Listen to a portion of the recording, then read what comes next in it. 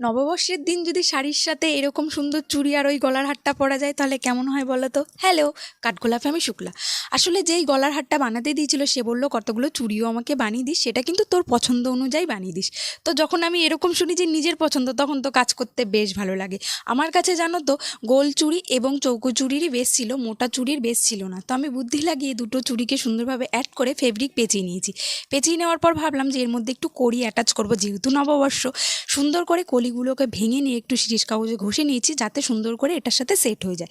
দেখো, এটাকে সেট করে নেওয়ার পরে আমি জীবনে অনেক বিদ্যাই আমি নিয়েছি, সেই বিদ্যাগুলোকে একটু একটু করে কাজে লাগাচ্ছি। একটু সেলাই করতে পারি, তো চুড়িগুলোর ওপরে চেন সেলাই দিয়ে সুন্দর করে স্টিচিং করে নেওয়ার পরে এর ওপরে এবার একটু স্বস্তিক চিহ্ন আমি এঁকে নিয়েছি। এটা করার পর কাজটা করতে বেশ ভালো লাগছে, দেখতেও বেশ ভালো লাগছে। তোমরাও চাইলে এরকম সিম্পল কাজ করে নববর্ষের দিন শাড়ির সাথে পরতেই পারো।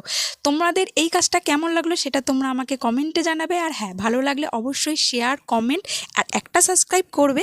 দেখা হচ্ছে নেক্সট অন্য কোনো ভিডিও।